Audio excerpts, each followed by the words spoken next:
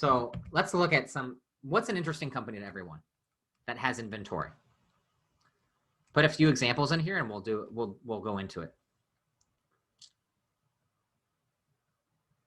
I'll show you how to find out this information, and it's interesting. Yeah, Tesla should have inventory.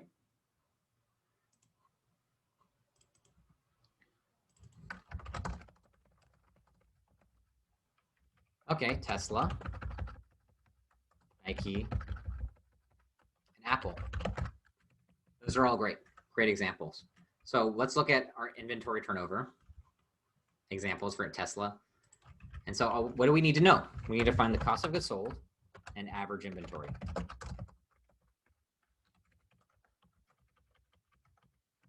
Where can we find this information? I talked about this in one of the classes. Where can we all find this? Actual statements, like on their websites, because they're all public companies. You can find other websites, but there's a better place. There's even a better place. You can find it at the SEC's website called Edgar Online. Edgar Online, you're going to need to know this if you're in, well, we'll say quick search, company search page. And so who knows the ticker for Tesla?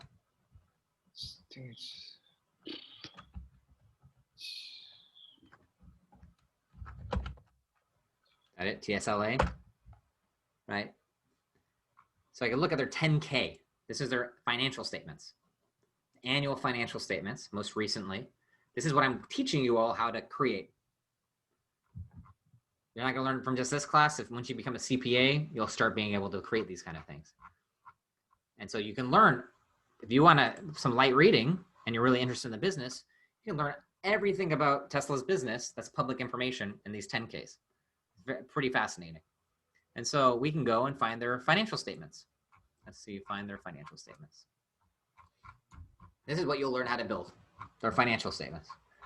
So we go up, where are we gonna find their inventory? And where's the inventory? Balance sheet, income statement, cash flows, where are we gonna find it?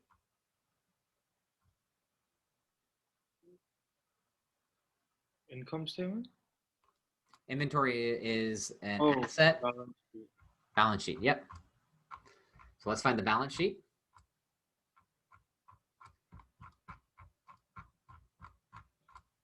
Where's the balance sheet?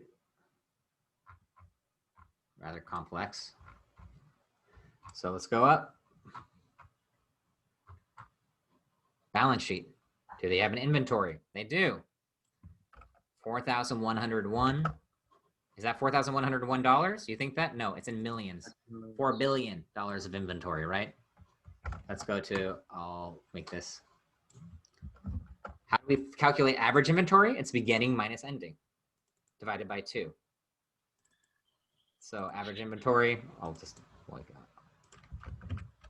their beginning, 4101 by 355 minus 3552, divided by 2.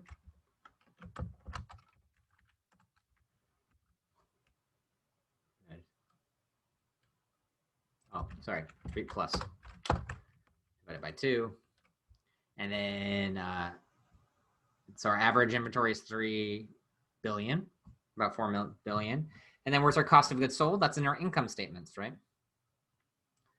They have it under automated sales. 19,696. The dollars here. So what's their inventory turnover? Cost of goods sold. They turned over inventory in this period about 5 times. That means they sold about 5 times their inventory. So of the average. How quickly do they turn it over? We use this next ratio. So that means that they created and sold cars 5 periods of times. So for about every 2 months, right? We can figure out the months by taking it by 365. So ending inventory divided by cost of goods sold. I think this is a little different, right? So days sales in inventory. A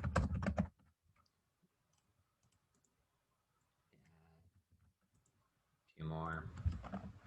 We know their cost of goods sold. What was their ending inventory? Was here, ending inventory 4101. 4101 We know divided by their cost of goods sold. Cost of goods sold was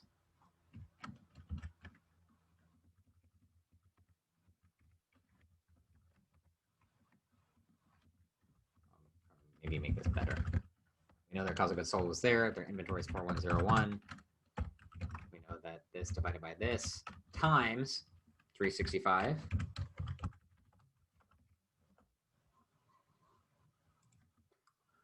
Inventory is available in terms, and oh, sorry, ending inventory divided. I switched it up.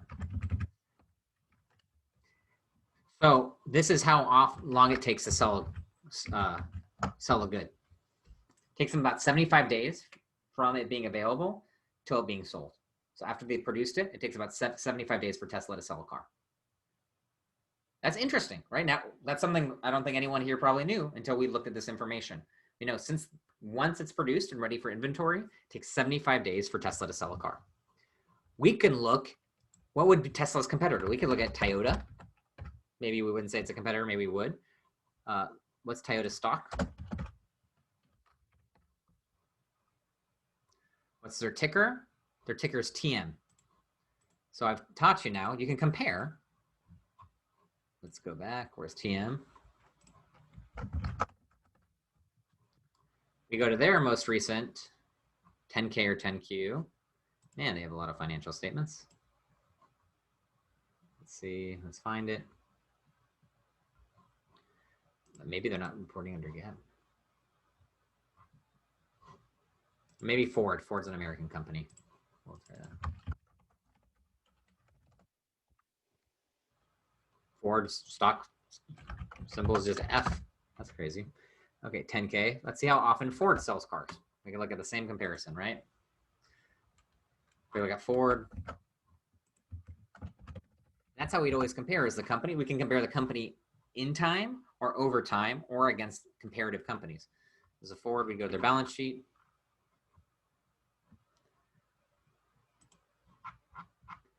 Let's find Ford's balance sheet. Start with their statement of cash flows. Or here's our income statement, cost of goods sold. Cost of sales here.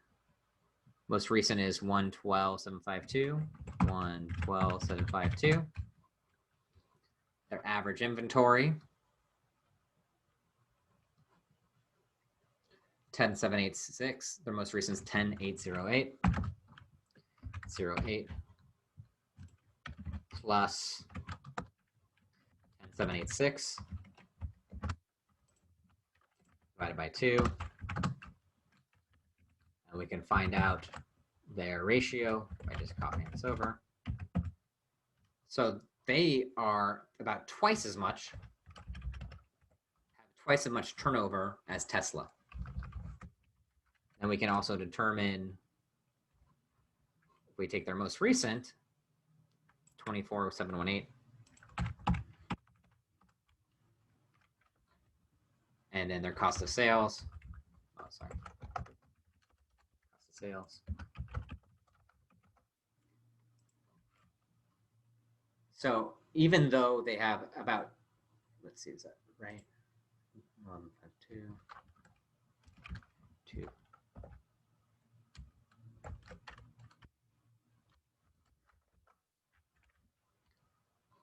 Did I inventories?